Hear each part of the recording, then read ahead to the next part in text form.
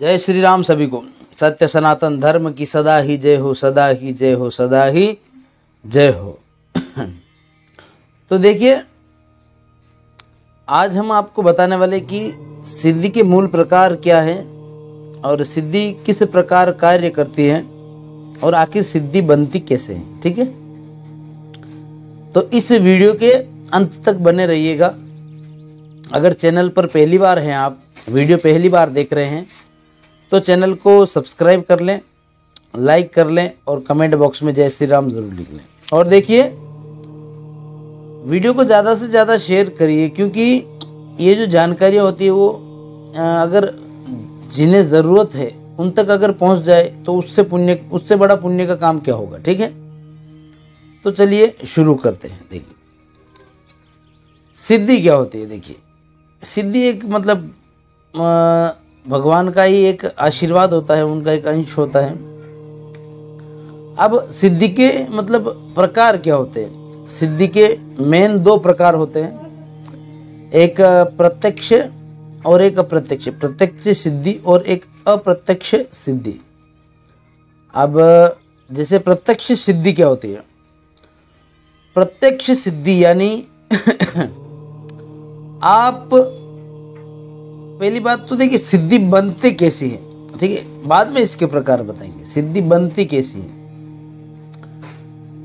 आप जिस भी देवी देवता की साधना पूजा पाठ करते हैं, अब देखिए, आपने उस देवी देवता को जितना भजा है, उसकी जितनी साधना की है ना, उसके अंदर जितना आपका अटूट विश्वास है, जितना आप उस देवी देवता से प्रेम करते हैं और जितना आपने जाप कर रखा है, उससे आपको उस देवी देवता के जिसका भी आप स्मरण करते हो, पूजा पाठ करते हो, उस देवी देवता के अंश आपको प्राप्त होते हैं। दो अंश मिलकर एक सिद्धि का स्वरूप ले लेती है। ठीक है, और उसके बाद तो मतलब फिर जितने भी अंश हो, ठीक है, जितने अंश आपके पास ज़्यादा होंगे उतनी आपकी सिद्धि मजबूत होंगी। ठीक है, जितने अंश कम उतनी कमज़ोर सिद्धि।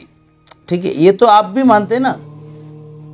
जैसे मतलब कोई भी चीज़ ले लिए आप, चाहे तो मतलब आपकी जैसे मुट्ठी ले लीजिए, एक उंगली को कोई भी तोड़ लेगा लेकिन मुट्ठी को नहीं तोड़ पाएगा। उसी प्रकार जितने अंश होंगे उतनी पावरफुल आपकी सिद्धि होंगी। ठीक है, तो अब सिद्धि के अंदर भी प्रत्यक्ष सिद्धि और अप्रत्यक्ष सिद्धि होती है।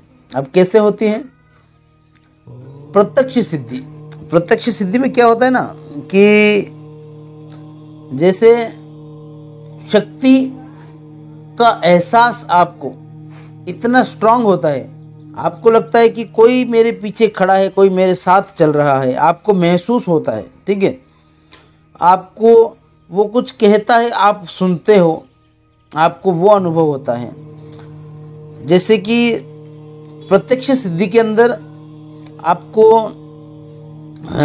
आपके बॉडी में वाइब्रेशन होना, ठीक है, आंखों में फड़कन होना, और जैसे कि मतलब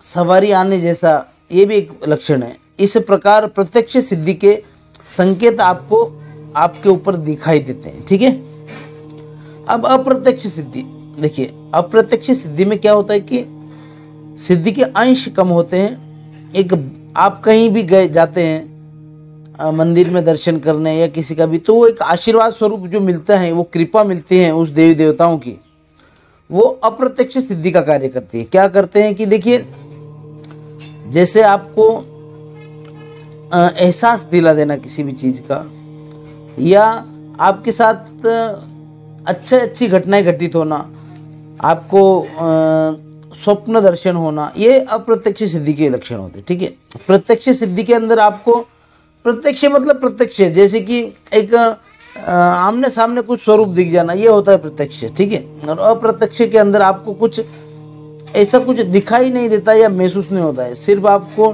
स्वप्न के जरिए या आपको मतलब बिना आपको एहसास हुए आपकी मदद करती है वो सिद्धि, वो होती है अप्रत्यक्ष सिद्धि। ठीक है, अप्रत्यक्ष सिद्धि को जल्दी कोई बांध नहीं पाता है, लेकिन अप्रत्यक्ष सिद्धि को बांध लेता है, क्योंकि वो सिर्फ एक कृपा होती है जो आपसे दूर कर दी जाती है। ठीक है, अब देखिए क्या होता है कि जैसे कि अंश के बारे में अगर आप जानना चाहें, अंश क्या होता है?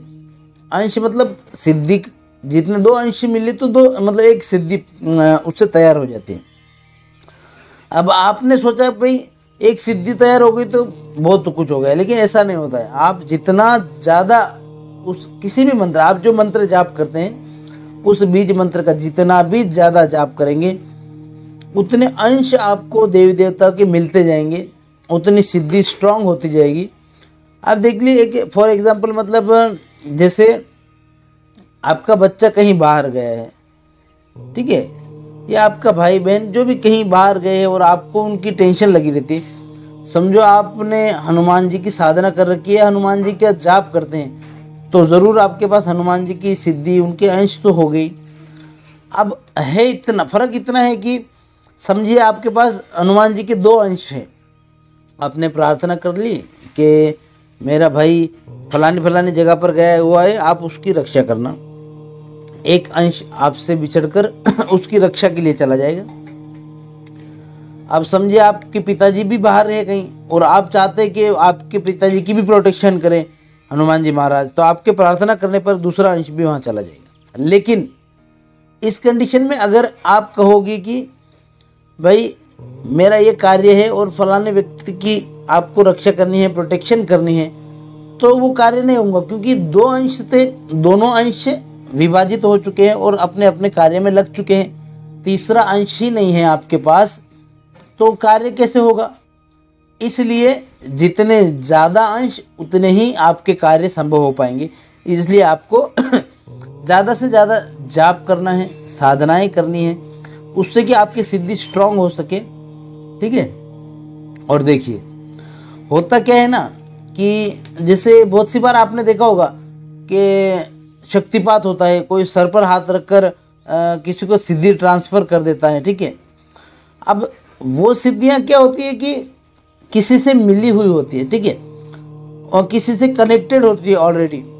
आपके गुरु ने आपके सर पर हाथ रखकर आपको शक्तिपात कराया हो, ठीक है, आपको सिद्धि प्रदान की हो, ट्रांसफ़र की होता है, कुछ इम्पॉसिबल नहीं है इस वर्ड में।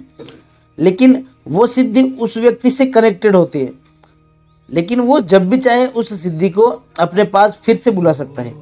ठीक है, ये होता है ट्रांसफर सिद्धि का असर। लेकिन अगर आप स्वयं ही पूजा पाठ साधनाएं कर कर, जाप कर कर, प्रभु को प्रसन्न कर कर अगर उनका अंश प्राप्त करते हैं, उनसे सिद्धि प्राप्त करते हैं, तो वो कनेक्शन सिर्फ उस ईश्वर और आपके अंदर ही होगा।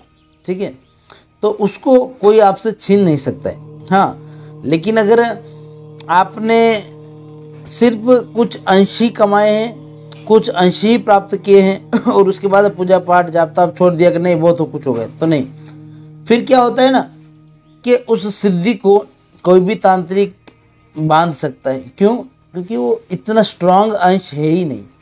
आपसे स्ट्रांग तो उस तांत्रिक की सिद्धि का अंश होगा, इसलिए आपके ऊपर वो हावी हो जाएगा। इसलिए आपने निरंतर आजीवन जाप करते रहना है। ठीक है, लोग बोलते हैं, मुझे बहुत लोग पूछते कि कितने समय तक जाप करूं, कितने समय तक पूजा करूं। अरे भाई, पूजा पाठ जाप का कोई समय नहीं है, आप जितना चाहो उतना कर सकते हो। ठीक है, तो इस बात का ध्यान रखना है आपने। अगर आप स्वयं चाहते हो कि आपके पास भगवान का अंश हो, सिद्धि हो, तो आपको मानसिक जाप करना, पूजा पाठ करना और साधनाएं करना बहुत ही ज़रूरी है। ठीक है, और कोई भी पूजा पाठ या साधना करने से पहले शरीर का शुद्धिकरण ज़रूर कर लीजिएगा। हमने जल दान नाम की एक वीडियो अपने चैनल पर डाल रखी है, उसके द्वारा आप जल को, भगवान की तरंगे उस जल में समाहित कर कर उस जल को पी सकते हैं। उससे आपके मलिनता नष्ट होती है, बहुत बड़ा कार्य है। ठीक है, तो अभी के लिए चलते हैं। सभी लोग जुड़े रहिएगा और पूजा पाठ करते रहिएगा, मानसिक जाप करते रहिएगा। जय श्री राम। सभी को सत्य सनातन धर्म की सदा ही जय हो, सदा ही जय हो, सदा ही।